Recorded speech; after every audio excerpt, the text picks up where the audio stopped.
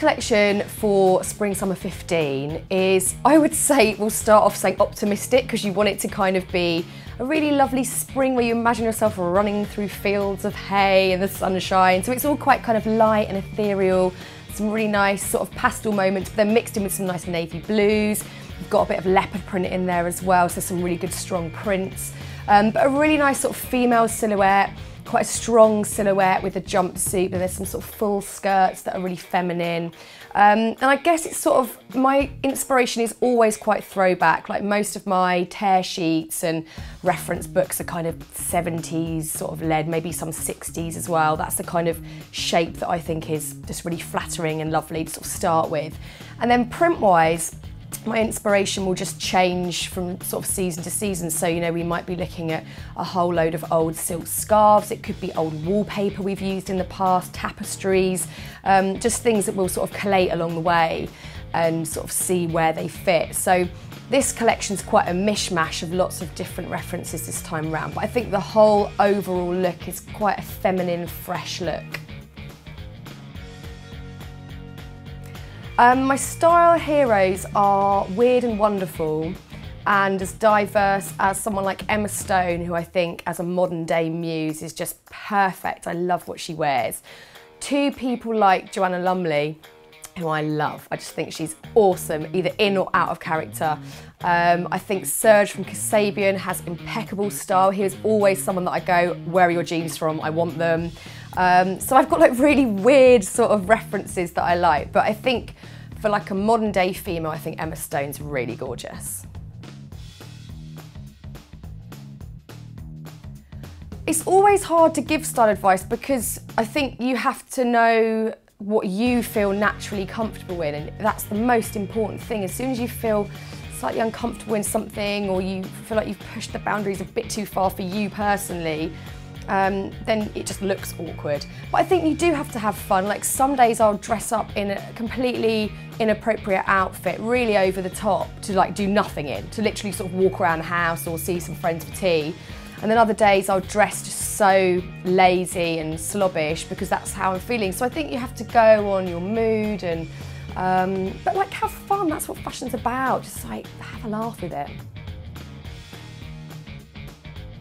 My 5 must-have items are a really good pair of jeans. At the moment I love boyfriend jeans. I have a pair in this spring collection and they go with everything. You can wear them with heels, flats, they're perfect.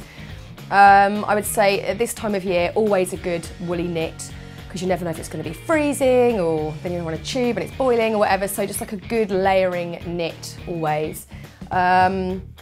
A really good pair of just black boots, just that you can wear with everything and chuck on.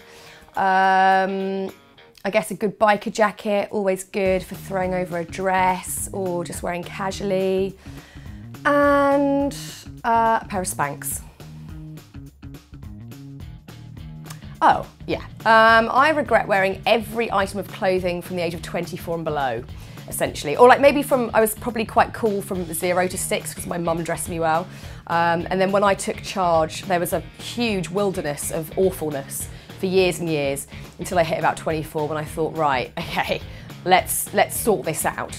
And then I think I understood what my body shape suited, and I also just experimented in a way that was kind of fun but not too ridiculous. But yeah, even now I still will probably look back over the last couple of years and go, oh, it was slightly questionable that I wore a hat with huge Mickey Mouse pom-pom ears, but you know, we'll move on from that. You know, this is what fashion's about, just sort of doing fun things.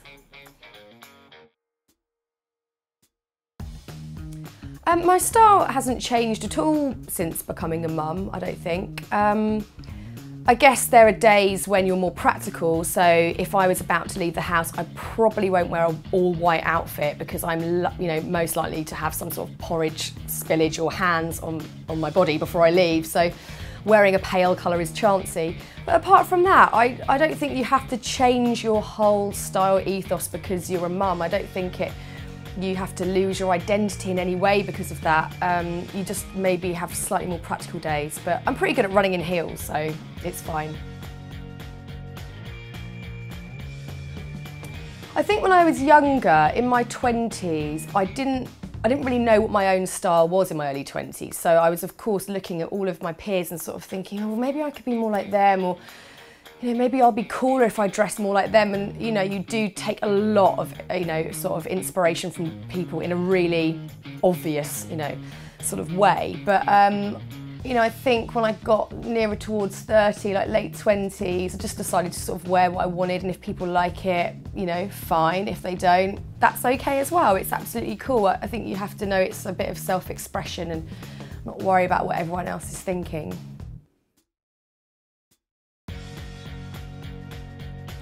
It's a very peculiar thing having your photo taken on the way into work. I'm kind of used to it now because they're there every day. And I just kind of get on with it and walk in and hope that I don't fall over. That's kind of my only wish. But yeah, it is slightly strange because, I like to dress for me and what makes me feel happy. So to instantly then be kind of thrust out there, everyone see what, Fearne's wearing and what do you think of it? It can be quite overwhelming, but I just don't take it on board. As long as I feel comfortable and happy in an outfit, then that's good for me.